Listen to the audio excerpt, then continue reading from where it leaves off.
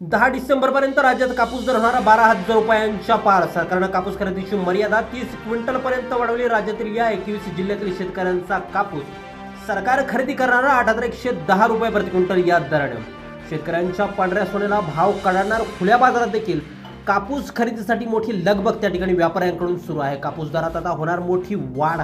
खाजगी कंपन्यांकडून कापसाला मिळतोय जवळपास 9,500 रुपयांचा बाजारभाव. सीसीआय सुद्धा राज्यामधील सर्व शेतकऱ्यांचा कापूस आता खरेदी करणार आहे. अतिवृष्टीमुळे अगोदरच बाजारातील जी काही आवक आहे ती आता घटलेली आहे आणि यामुळे कापसाची टंचाई येत्या काळामध्ये त्या ठिकाणी बाजारामध्ये निर्माण होऊ शकते. आणि नेमकं याच पार्श्वभूमीवरती कापसाला 12,000 रुपये एवढा उच्चांकित दर मिळू शकतो. नेमकं काय अपडेट आहे व्हिडिओच्या माध्यमातून जाणून घेण्याचा प्रयत्न करा. त्यामुळे व्हिडिओ अगदी शेवटपर्यंत काळजीपूर्वक पाहा. चॅनलवर जर नवीन असाल चॅनल सबस्क्राईब देखील करा. शेतकरी बंधूंनो, एकंदरीत आपण जर का पाहिलं तर राज्यातील कापूस उत्पादक शेतकऱ्यांना संरक्षण मिळावं आणि त्यांचं उत्पादन किमान आधारभूत किमतीनं विकता यावं यासाठी भारतीय कापूस महामंडळाची स्थापना करण्यात आली होती. आणि याच माध्यमातून त्या ठिकाणी जी काही कापसाची खरेदी आहे ती हमीभावानं त्या ठिकाणी केली जाते. परंतु यावर्षी जी काही कापूस खरेदीची मर्यादा आहे ती मागील वर्षीप्रमाणे वाढवावी अशी राज्यातील शेतकऱ्यांची मोठ्या प्रमाणात मागणी होती आणि त्या मागणीला अखेर यश आलेलं आहे. एकंदरीतच मराठवाडा आणि विदर्भामध्ये कापसाचं उत्पन्न मोठ्या प्रमाणामध्ये घेतलं जातं. म्हणजे पश्चिम विदर्भातील अकोला, अमरावती, यवतमाळ, वाशिम या प्रमुख कापूस पट्ट्यातील शेतकरी प्रति एकर 12 ते 15 क्विंटलपर्यंत कापसाचं उत्पादन घेत असतो.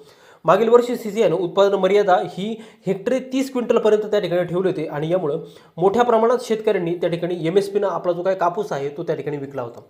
सध्या जर का याच कापसाची किंमत बाजार समित्यांमध्ये आपण जर का पाहिली तर मग राज्यातील महत्त्वाच्या बाजार समिती आहेत. तर त्यामध्ये त्या ठिकाणी पारशिवनी बाजार समिती असेल, भद्रावती असेल, समुद्रपूर बाजार समिती असेल, वर्धा असेल, बुलढाणा असेल, अकोला असेल, अशा बाजार समित्यांमध्ये कापसाला जवळपास त्या ठिकाणी 8,000 रुपयापर्यंतचा दर त्या ठिकाणी मिळतोय.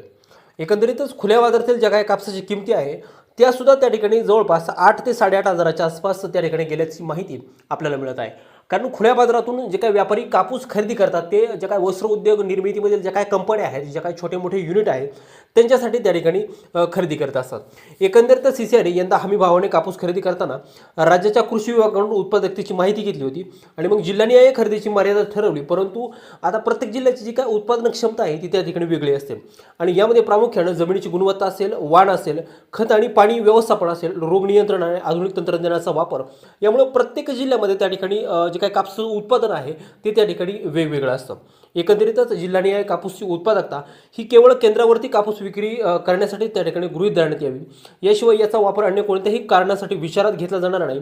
जाता उत्पादनाचा जो काही वापर आहे तो केवळ आपत्कालीन स्थिती म्हणून केवळ खरीप हंगाम 2024-25 मध्ये उत्पादित झालेल्या कापूस उत्पादनात त्या ठिकाणी लागू राहील असं आयुक्तांच्या परिपत्रकात त्या ठिकाणी नमूद करण्यात आलं आहे. आणि जी काही वाढीव खरेदी मर्यादा आहे ती वाढीव खरेदी मर्यादा प्रत्येक जिल्ह्याअंतर्गत किती आहे तेही आपण त्या ठिकाणी बघणार आहोत. मग या संदर्भातच त्या ठिकाणी अकोल्याची जी काही कापूस मर्यादा आहे ती जवळपास 15.44 क्विंटल, वाशिममध्ये वाढीव खरेदी मर्यादा आहे ती 18.47 क्विंटल, बुलढाण्यामध्ये त्या ठिकाणी 15.91 क्विंटल, अमरावतीमध्ये 21.88 क्विंटल.